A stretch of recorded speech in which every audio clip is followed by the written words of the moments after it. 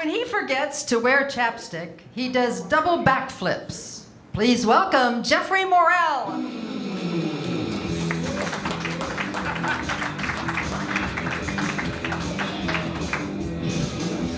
What's poppin', what's poppin'?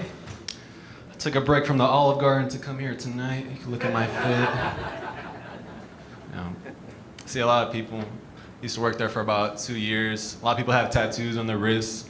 They'll be saying stuff like hope, love, Hennessy. If you connect all the moles on my arm, it spells out Dr. Pepper. One time I was driving down the highway and I saw a sign that said, "Are you going to heaven or hell?" And as I was going, I was just like, I don't know what exit that's on. I'm going to Whataburger. I knew Whataburger was a great place from the second I walked in. I stepped in there, got in line. I saw a guy have a heart attack. That's heart attack noise right there. And I just looked at the cashier and I said, please, will you give me two what he's having to go? But after I finished having my 7 heart attacks, I had my buddy visit from out of town. His name is Ricky. And I said, hey, let me take you somewhere nice. Let me take you somewhere classy. Let's go to the Olive Garden. He said, Jeff, wow, you've really changed, huh?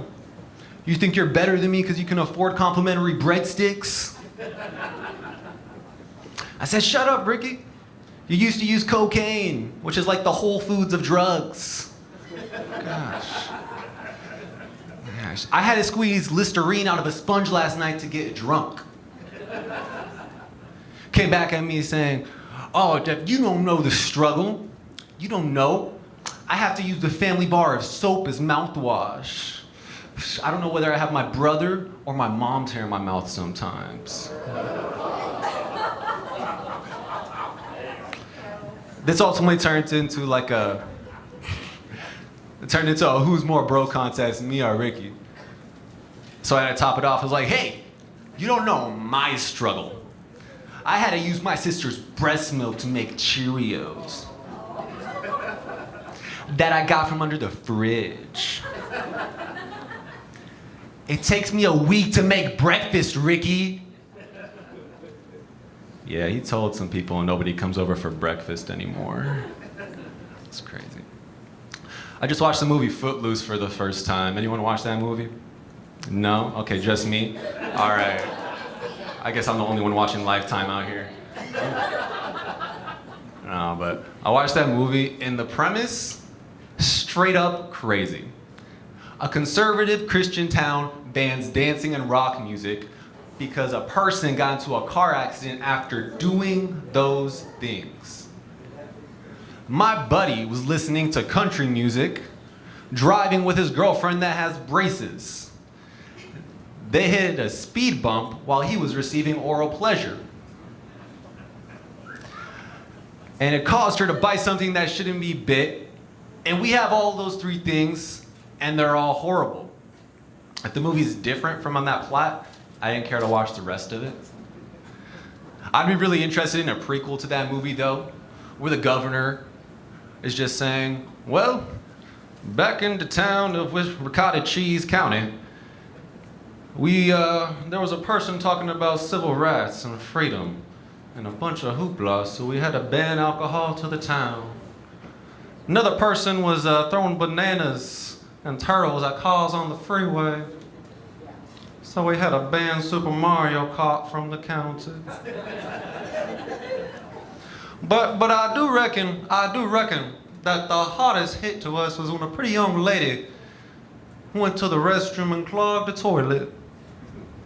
The toilet proceeded to overflow. When she got up, she slipped on her toilet poo-poo water.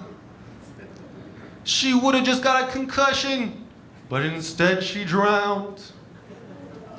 And that is why we don't have Fajita Fridays in Wisconsin anymore. No.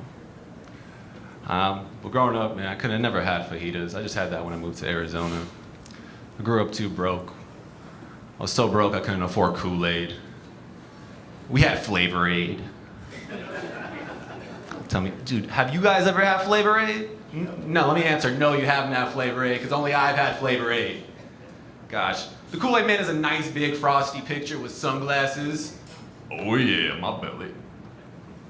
The Flavor Aid Man is a crackhead straw with pink eye, always coming up to you saying, "You wanna have a sip of me?"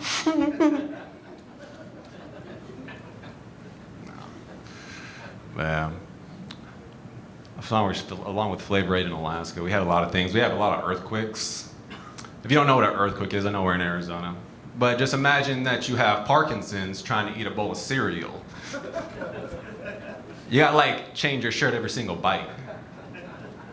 I think it really just just really mixes things up, especially when you're just slow dancing, taking it easy. Don't look at my hips too much. And then an earthquake happens, the next thing you know, you're dancing bachata. Arriba.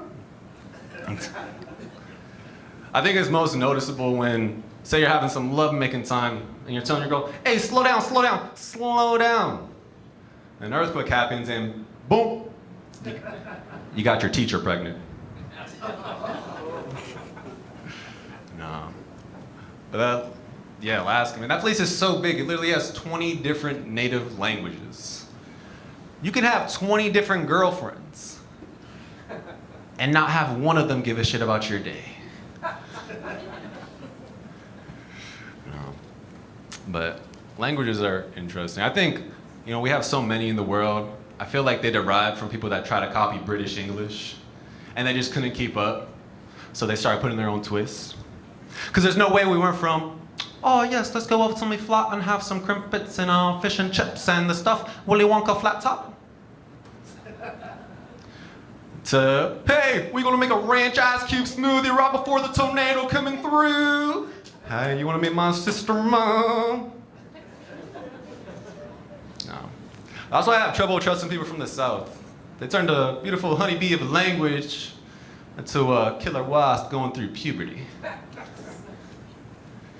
But I'm working on trusting people from the South, though. Started eating some foods. I tried grits. I tried to rock a roadkill surprise. It's really just a foot most of the time. I think my favorite, though, is hot brown. Hot brown is a sandwich somebody dropped on the ground, and they couldn't put it back together. So they put 2 pounds of melted cheese on it, so you couldn't taste the dead cricket legs from on the floor. But the more I trust them, I feel like they're trying to murder me through explosive diarrhea. Sometimes I feel like my wife is trying to murder me. I told her, "Babe, I'm allergic to apples. Keep those away from me, please." 2 weeks later, she makes an apple pie. She serves me a plate. She looks at me, stabs me in the neck.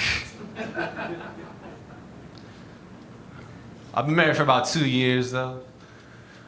I've only dated 2 people in my life. I've married 50% of the people I've dated. It's a really high success rate, if you ask me. I met my lady, I said, hey, we should go to the movies. You like movies? "Yeah, I like movies." I was like, "Great, let's go check one out." I was like, "All right, let's go to a movie theater." Both went that night, saw a movie, but we didn't end up going to the same movie theater. Second try, I picked her up, watched the movie, dropped her off. She let me know. "Hey, just to let you know, I like to take things slow." I said, "I could tell. You spent 45 minutes eating 1-minute rice. You talented, girl." She said, "It's okay to be fashionably late and take your time." I said, I know all about that. My dad was 7 years late to my birth.